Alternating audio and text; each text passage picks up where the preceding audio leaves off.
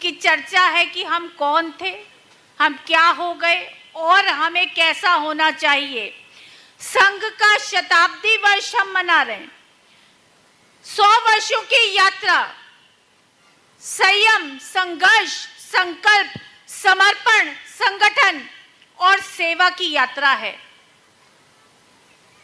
एक व्यक्ति जिसका मन देश की परिस्थिति को देखकर उद्वेलित होता है, उसके बाल मन में ये पीड़ा जागती है कि आखिर मेरा सनातन अपना गौरव, अपना वैभव, अपना आत्मसम्मान, अपना स्वाभिमान कैसे भूल गया।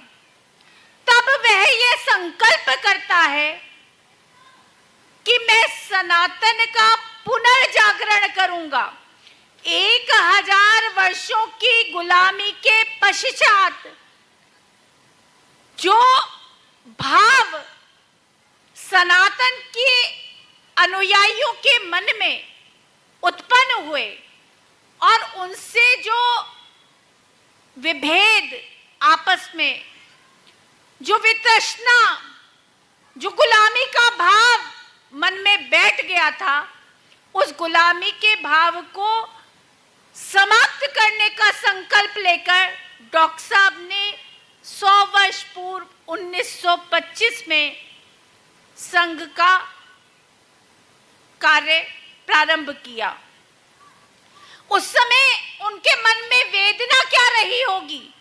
वेदना यह थी कि मेरा सनातन, मेरा हिंदू कैसा होना चाहिए, उसके चरित्र का पुनर्निर्माण। क्योंकि 100 वर्ष, जब 1000 वर्षों की गुलामी में कोई भी रहे, अगर हमें 10 दिन भी किसी के अंतर्गत रहना पड़ जाए तो हमारा मन विद्वेलित हो जाता है, हमारा मन उसी के अनुरूप कार्य करना शुरू कर देता है। तो 800 वर्षों की मुगलों की गुलामी और 200 वर्षों की ईसाइयों की गुलामी झेलते झेलते भारत का मन मर गया था, सनातन का मन मर गया था।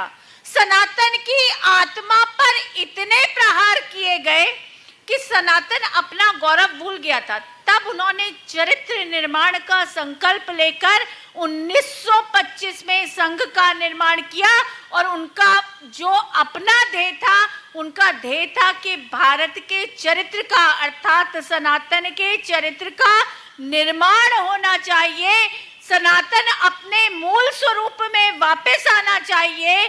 सनातन को अपने प्रतिमानों पर पुनर्गौरव का भाव उत्पन्न होना चाहिए, क्योंकि जब तक ये हमें पता ना हो कि आखिर हम हैं कौन, आखिर हमारी जड़ें कहाँ हैं, आखिर हम किनकी संतानें हैं, तब तक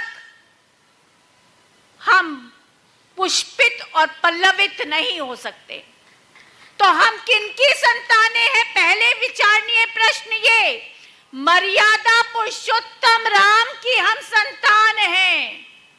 जो मर्यादा पुरुषोत्तम राम या राजा राम होने से पहले वनवासी राम होते हैं, अर्थात हमारे यहाँ सत्ता प्रमुख नहीं है, हमारे यहाँ प्रमुख है राष्ट्र हित में, धर्म हित में प्राणों को उत्सर्ग कर कर, हर संघर्ष में अपने जीवन को डालकर अपने सनातन के परचम को लहराना।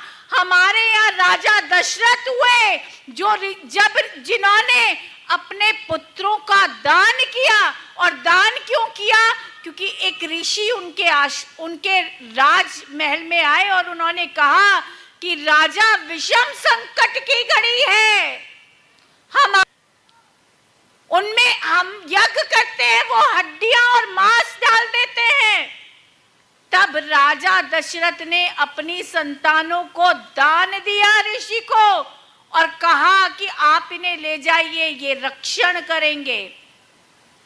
इस परंपरा से आने वाले लोग स्वयं को भूल गए थे।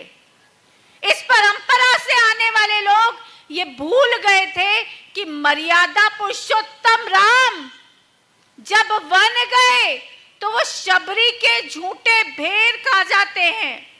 जब मर्यादा पुरुषोत्तम राम वनवासी राम थे तो वो निषाद राज से मित्रता करते हैं और राजपाट का कोई मोह नहीं। जब लंका विजित करते हैं तो वो भी विभीषण को दान कर देते हैं। वो कहते हैं विभीषण आराम से राजपाट करो, धर्म का कार्य करो। हम उनकी संतानें हैं। नीति कैसी होनी चाहिए हमारी, वो हमें योगेश्वर श्री कृष्ण सिखाते हैं।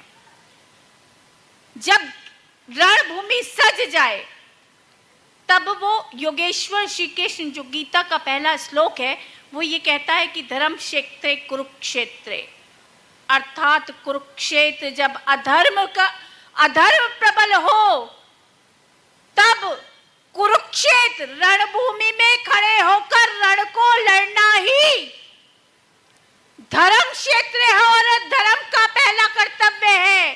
अहिंसा परमो धर्म, धर्म हिंसा तथैव च। और मर्यादा पुरुषोत्तम राम क्या कहते हैं कि निश्चरहीन करो मही, भुज उठाए पन की, दोनों भुजाओं को उठाकर मैं ये प्रण करता हूं। कृष्ण कहते हैं अर्जुन से, किस समय कहते हैं, जब रणभूमि सज गई तब योगेश्वर श्री कृष्ण कहते हैं हतो वा प्राप्यसि स्वर्गम जित्वा वा मोक्षसे महीम तस्मात् उत्तिष्ठ कौन्तेय युद्धाय कृत निश्चय। भाई अभी पुनर्जन्म की बात हुई, हमारे यहाँ तो कोई ऐसा कोई सनातन में ऐसा कोई रूल ही नहीं है कि हमें 72 हूरें प्राप्त होंगी।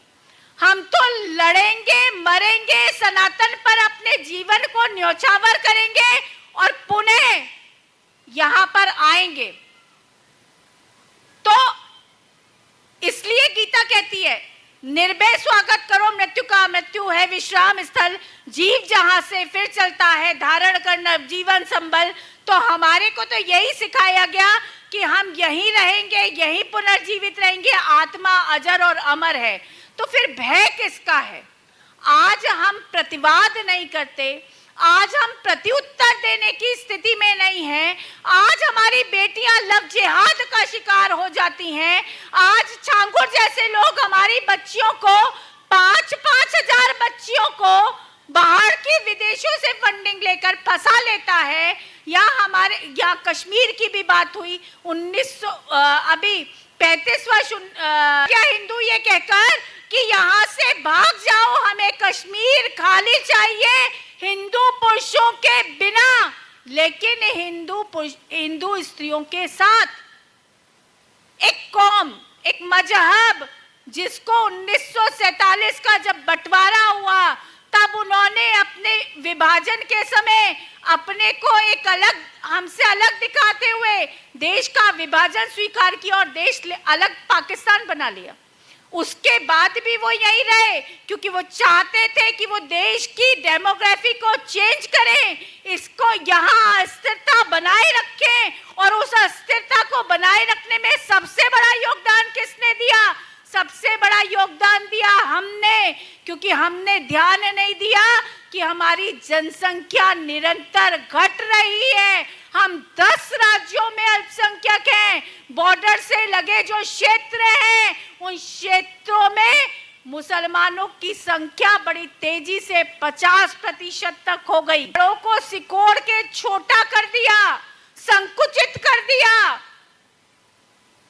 तो अब हमें होना कैसा चाहिए? वो ये कहता है यत्र योगेश्वर श्री कृष्णो यत्र पार्थो धनुर्धरा, अर्थात जब गुरु, जगत गुरु योगेश्वर श्री कृष्ण जैसे हो और उनके शिष्य अर्जुन जैसे हो, वहीं नीति भी रहती है, वहीं श्री का भी निवास होता है, वहीं लक्ष्मी विराजमान स्थिर होकर विराजमान होती है, वहीं विभूति भी रहती है और वहीं धन संपदा का भी वास होता है। लेकिन हम श्री विहीन हो गए, हमने अपना गौरव खो दिया, हमने अपने मूल्यों का आकलन नहीं किया, हम जनसंख्या में घटते गए। जिस देश की स्त्रियों ने 16,000 स्त्रियों ने जौहर कर लिए, उस देश की स्त्रियों की इतनी दुर्गति। अभी मेरठ में 2 मामले, परसों एक बच्ची दिल्ली से, वेदपाल भाई साहब, आश्चर्य होता है मुझे देख के,